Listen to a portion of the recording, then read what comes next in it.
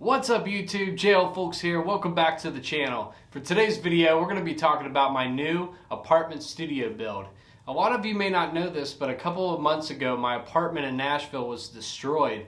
Contractors that were doing the roofs of the complex dropped a pallet of shingles through our roof into our bedroom. It was a very unfortunate situation, and it forced me and my girlfriend to move out of our apartment into another apartment in the same complex.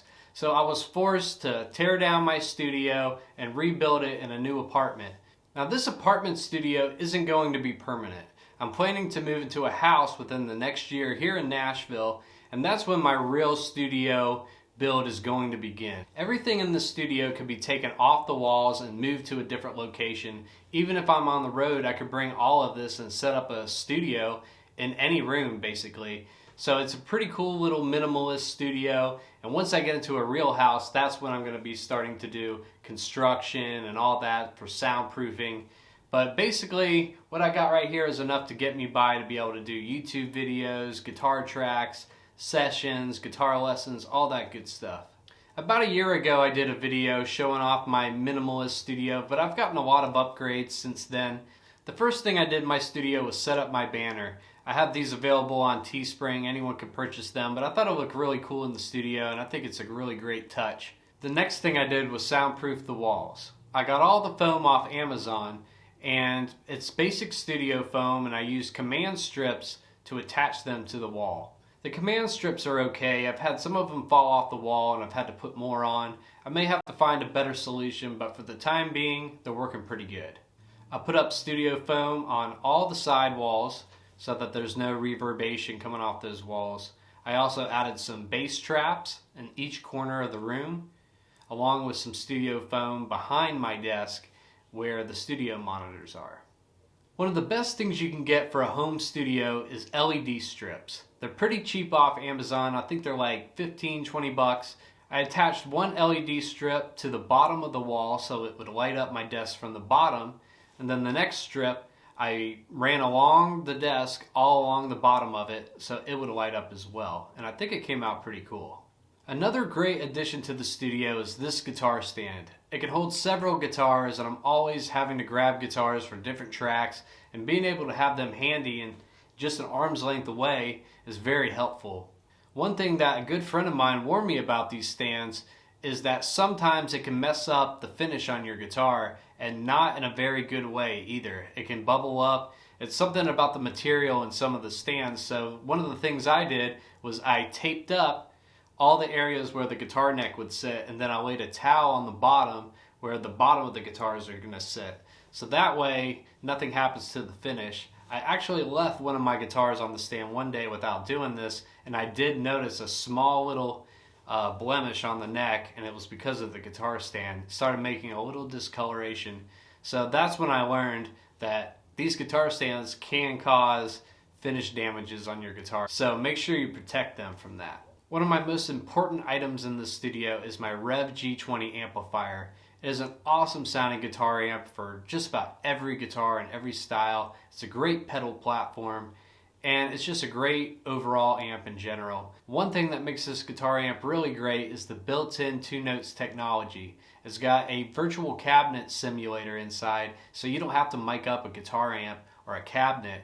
You can actually just use your studio monitors and get an awesome tone. And they have multiple different presets and cabinets you can choose from. It's pretty awesome. I made a video on this guitar amp. Go check it out on my channel. It's definitely worth the money. I use this thing every day. I use it on the road, flying into gigs, in my studio. It's a game changer for me. If you're like me and have a little studio like this of your own, you may notice that you got cables all over the place. And sometimes that looks really bad on camera, and you do things to hide them, and it's still not working. Well, that was me not too long ago, and I decided to do something about it and actually incorporate some cable management into my life. So I discovered some really cool trays that you can attach to your desk that keeps all of your cables together and kind of hides them. So I ran about 5 or 6 of these all over my desk and tucked the cables in there, and it made a huge difference. I still have some cables that need to be tucked away and managed, but for the most part, I don't have cables all over the place. It looks pretty clean and modern, and I'm pretty happy with it.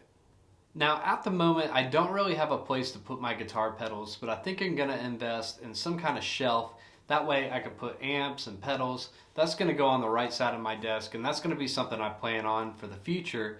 But right now I have them all pretty close to me where I can just grab them. I also have a little tip jar there that I have a bunch of different guitar accessories, and on the road that's actually used as my tip jar for some gigs. But it works right now as just a place to put patch cables and different things like that. But I have several guitar pedals and plan on getting more, and every one of these pedals I plan on doing a video on this channel, so be sure to check those out in the future as well. Sometimes I like to listen to a mix through multiple different speakers. My studio monitors by Kali work awesome. I really love them, but I also like to listen to it through my phone. And then also I've got a really cool tool that I just got for Christmas. It's a JBL Bluetooth speaker. This thing is a JBL Flip 5 and it is awesome. It's even got a little subwoofer right here, and you can feel the bass on it. You can hear the bass really good. It just gives off a really clean mix, and I love to listen to a mix through this before I do the final editing. I also have some Beats studio headphones here as well that work really great. I don't use them wireless, but you can use them wireless, but I normally plug them in if I'm going to be playing something live. But these also work really great and get the job done until I get a better pair of studio headphones. Here's my Rode NT1A condenser microphone. This is a great mic if you're just starting out recording vocals and acoustic guitar. I use it for a lot of my YouTube videos and a lot of my acoustic covers. It gives off a great sound, and I'm going to be doing a video of this microphone eventually on this channel, so stay tuned for that. Right now I have it on a regular microphone stand, but I plan on getting some kind of microphone stand that can attach to the desk that I can use for podcasts or reaction videos or YouTube videos or lessons. I think that'll be a really cool addition to add at some point. And here we have my most prized guitar, my Heritage Custom Core H150 in Dark Cherry Burst. This is a really awesome guitar, and I've been wanting to get a Les Paul style guitar like this for a very long time. It's got some of the specs of some of the later 59 Les Pauls. I picked this guitar up at Wolf Guitars in Jupiter, Florida. I fell in love with it as soon as I saw it and ended up trading in a guitar of mine for it. But I plan to be doing a lot of videos on this guitar in the near future on this channel. I'm going to be doing a full demo and review on this guitar. It is truly awesome. I've been wanting a Les Paul style guitar like this for a very long time. It's very similar to the late 50s Les Pauls that were made out of Kalamazoo, and Heritage just did a really great job of capturing an era of instruments. And I'm really proud to be an owner of a Custom Core H150. It plays and sounds phenomenal. Stay tuned to the channel because I'm going to be doing a lot of videos with this guitar. Anyways, thanks for checking out my Nashville studio apartment build.